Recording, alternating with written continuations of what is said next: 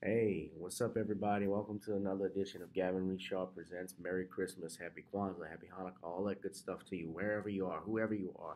Thank you for joining my channel, GBoo2786. I decided to just do a normal video instead of uploading a live or going live right now.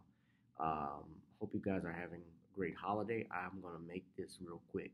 Um, Lots been going on this past week. I did a video already about Eddie Murphy. Went live and I talked in part about how Eddie Murphy, uh, you know, his appearance on Saturday Night Live, and of course what's happened recently. And I knew this was going to happen when Eddie did this, and we talked about this on a live video. Was when he made the crack on Bill Cosby, where he basically stated that if you had told me that 30 years from now I would be the stay-at-home dad and Bill Cosby was be in prison, I wouldn't have taken that bet. And everyone laughed, and then he did his Cosby impression. Who's America's dad now? And of course, I didn't think it was terribly bad, but I think Eddie, let's say this, as comedians, I would never tell, and someone that's performed stand-up comedy, stand-ups, the stage is sacred.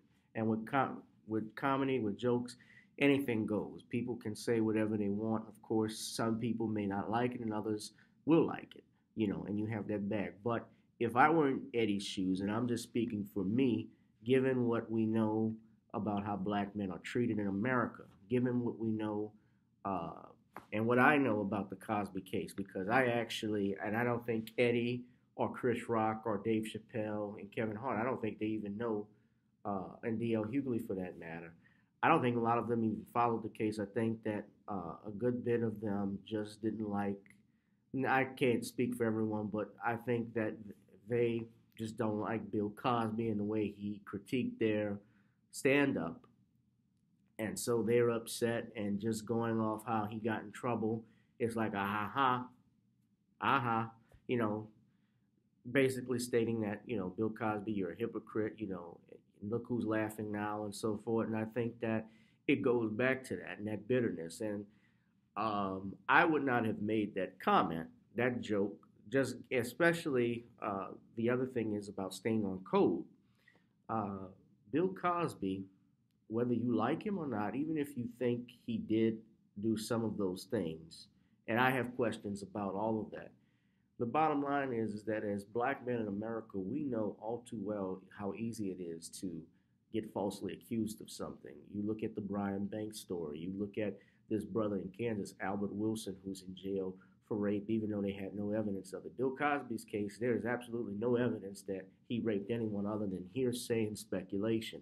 And yet he's in jail, even though those are things that should never even be considered in court. And I don't think though, and I honestly think that if Eddie or DL and anyone else who actually studied the case, studied these women, looked at the fact that a lot of these women were proven liars, that they had questionable backgrounds, they probably would have second thoughts about calling Bill Cosby a rapist, like DL Hughley did. And I know DL. I don't know. I've never met him personally. We've spoken through social media and so forth. But I know DL was a little harsh after the Cosby thing, and I think, the way that he came at it, everyone should be careful about how they talk to one another about something, because you're still a black man at the end of the day. Even if you think we're mad at Bill Cosby for his pound cake speech, and even Bill Cosby, years later, while he's in prison, he realized he was probably a little too harsh in the way he addressed certain people in our community, young black men and poor people in particular, because he said he made it look like he was generalizing all of them. And it's not true that all people are the same, all poor people. Of course, uh, that's a condition in our society. And I do believe, honestly, what Bill Cosby was saying about straightening up your kids' act and so forth, there was nothing wrong in that. I see it in court every day how our young people act when they get in front of a judge, how they lose their temper, how they approach and talk to a judge. I've had clients call people, the judges are bitches in court, right in open court, and they get in contempt, and of course they're not blaming themselves for that. They blame the judge. They blame the victim. They take on the role of the victim. I've gone through that personally. So I just think that Bill probably what Bill was saying on that. Yeah, some of our kids you know, they need a wake up call about what's going on, and I think a lot of people were upset about it. And let's not forget, Minister Farrakhan, Spike Lee, and a few others who we would say are pro-black actually defended Bill Cosby. They thought he was correct. Now, of course, when you have people, I've looked at, these Chuck D and Gabrielle Union and Terry, all of these other people, Lonnie Love, another comedian, they talking about it's karma. Lonnie Love said something about that. It's not a cheap shot, it's a clapback. 30 years later, and people, those are people that don't do research. Those are people that don't read. Unfortunately, what we have in our society, when it comes to news, and as we talk about clickbait, as Andrew Wyatt described, is that when people see a headline, when they hear a story, they just run with it and don't do any more. They'll read the first few lines, and they just stick with that, and they think, oh, the media is telling the truth. And sometimes television media, as of now, and which used to be respectable journalism, has now turned into tabloid journalism.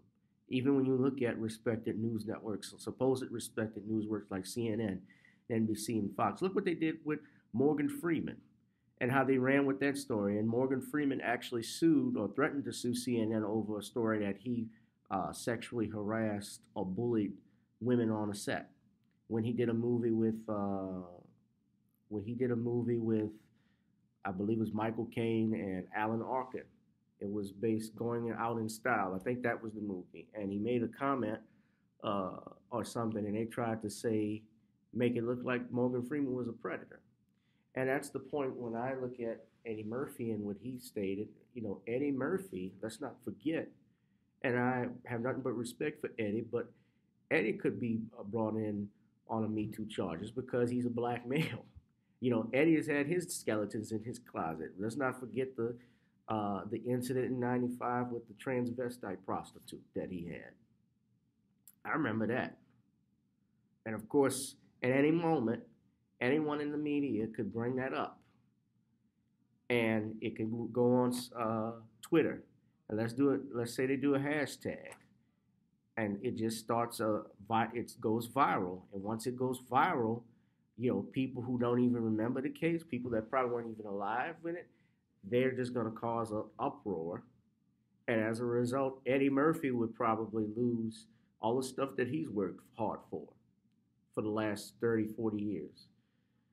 I remember Eddie Murphy, and I never saw Eddie Murphy on Saturday Night Live when he, actually watching it live. I wasn't even born then. But I remember when Comedy Central was starting up, Eddie Murphy's skits on SNL, when he was there, that would come up early on Comedy Central. Then years later, Comedy Central went to the era after Eddie Murphy with Chris Rock and David Spade and Chris Farley, which really sucked. I'm just being real.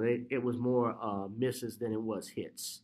SNL has never been that funny to me. I think that In Living Color and Mad TV I said this before, should still be on the air. But, you had, and then but then, yeah. So, yeah, Eddie Murphy could get, his wake-up call. Dave Chappelle could get a wake-up call. Chris Rock could get it. Chris Rock has been accused of sexual assault. And, of course, that was all bullshit. They found out later on that none of that even happened. So these black men, I don't know about Tracy Morgan, because I don't think Tracy is not in that upper echelon of black comedians, per se. I do know that he did have that car accident, and he even joked about it when they asked him how he's been making money on the road. No, I got it from a suit. I got it from being hit by a truck. So that was pretty funny. And, Eddie Murphy, he basically made SNL what it was back in the 80s. Just like he saved SNL, Bill Cosby saved NBC.